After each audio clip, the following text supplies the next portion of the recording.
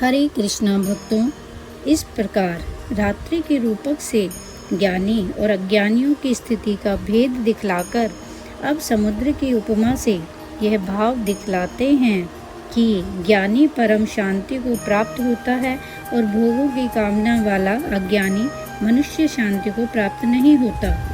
आपूर्यमाण मचल प्रतिष्ठम समुद्रमापै प्रविशन्ति अद्वत् तदुत्कामायं प्रविशन्ति सर्वे स शांतिमाप्नोति न कामी। अर्थात जैसे नाना नदियों के जल जब सब ओर से परिपूर्ण अचल प्रतिष्ठा वाले समुद्र में उसको विचलित न करते हुए ही समा जाते हैं, वैसे ही सब भोग जिस स्थित प्रज्ञ पुरुष में किसी प्रकार का विकार उत्पन्न किए बिना ही समा जाते हैं, वही पुरुष परम शांति को प्राप्त होता है, भोगों को चाहने वाला प्राप्त नहीं होता। किसी भी जड़ वस्तु की उपमा देकर स्थित प्रज्ञ पुरुष की वास्तविक स्थिति का पूर्णतया वर्णन करना संभव नहीं है। अतः समुद्र की उपमा से यह भाव समझना चाहिए कि जिस प्रकार समुद्र आपूर्यमाणम यानी अतः जल से परिपूर्ण हो रहा है, उसी प्रकार स्थित प्रज्ञ अनंत आनंद से परिपूर्ण है। जैसे समुद्र को जल की आवश्यकता नहीं है, वैसे ही स्थित प्रज्ञ पुरुष को भी किसी सांसारिक सुख भोग की तनिक मात्र भी आवश्यकता नहीं होती। वह सर्वथा आप्त काम है। जिस प्रकार समुद्र की स्थिति अचल है, भारी से भारी आंधी तूफान आने पर या नाना प्रकार से नदियों के जल प्रवाह उसमें प्रविष्ट होने पर भी वह अपनी स्थिति से विचलित नहीं होता, मर्यादा का त्याग नहीं करता, उसी प्रकार परमात्मा के स्वरूप में स्थित योगी की स्थिति भी सर्वथा अचल होती है। बड़े से बड़े सांसारिक सुख दुखों का संयोग वियोग होने पर भी उसकी स्थिति में भी जरा भी अंतर नहीं पड़ता। वह सच्चिदानंद घन परमात्मा में नित्य निरंतर अटल और एक रस स्थित रहता है।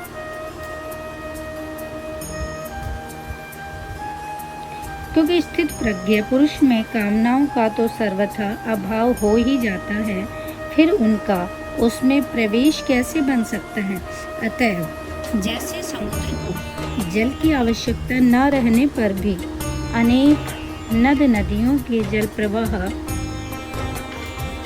उसमें प्रवेश करते रहते हैं, परंतु नदी और सरोवरों के भांति न तो समुद्र में बाढ़ आती है और न वह अपनी स्थिति से विचलित होकर मर्यादा का ही त्याग करता है। सारे के सारे जल प्रवाह में उसमें बिना किसी प्रकार की विकृति उत्पन्न किए ही विलीन हो जाते हैं।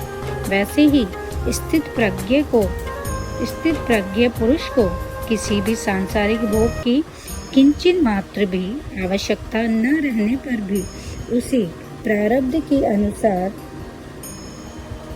नाना प्रकार के भोग प्राप्त होते रहते हैं। अर्थात उसके मन बुद्धि और इंद्रियों के साथ प्रारब्ध के अनुसार नाना प्रकार के अनुकूल और प्रतिकूल विषयों का संयोग होता रहता है, परंतु वे भोग उसमें हर्ष शोक राग द्वेष काम क्रोध लोभ लोभ मोह भय और उद्वेग या अन्य किसी प्रकार का कोई भी विकार उत्पन्न करके उसे उसकी अटल स्थिति से या शास्त्र मर्यादा से विचलित नहीं कर सकते। उनके संयोग से उसकी स्थिति में कभी किंचित मात्र भी अंतर नहीं पड़ता। वे बिना किसी प्रकार का शोध उत्पन्न किए ही उसकी परम आनंद में स्वरूप में तद्रूप होकर विलीन हो जाते हैं। यही उनका समुद्र में जलों की भांति स्थित प्रज्ञ में समा जाना है। वही परम शांति को प्राप्त होता है, भोगों को चाहने वाला नहीं। इस कथन का क्या भाव है? इसमें यह भाव दिखलाया गया है कि जो उपयुक्त प्रकार से आप्त काम है, जिसको किसी भी भोग की जरा भी आवश्यकता नहीं है, जिसमें समस्त भोग प्रारब्ध के अनुसार अपने आप आकर विलीन हो जाते हैं, और जो स्वयं किसी भोग की कामना नहीं करता वही परम शांति को प्राप्त होता है। भोगों की कामना वाला मनुष्य कभी शांति को नहीं प्राप्त होता, क्योंकि उसका चित्त निरंतर नाना प्रकार की भोग कामनाओं से विक्षिप्त रहता है, और जहाँ विक्षेप है वहाँ शांति कैसे रह सकती है। वहाँ तो पद पद पर चिंता, जलन और शोक ही निवास करते हैं। तीसरे प्रश्न का उत्तर यहाँ नहीं माना जा सकता। तीसरे प्रश्न का उत्तर 98वें श्लोक से प्रारंभ करके 61वें श्लोक में समाप्त कर दिया गया है, इसलिए उसमें आसीत पद आया है। इसके बाद प्रसंगवश 62वें और 63वें श्लोकों में विषय चिंतन से आसक्ति आदि के द्वारा अधोपतन दिखलाकर 64वें श्लोक से चौथे प्रश्न का उत्तर आरंभ करते हैं। यहाँ इंद्रियों का व्यवहार है, इसलिए भोगों का उसमें प्रवेश संभव है।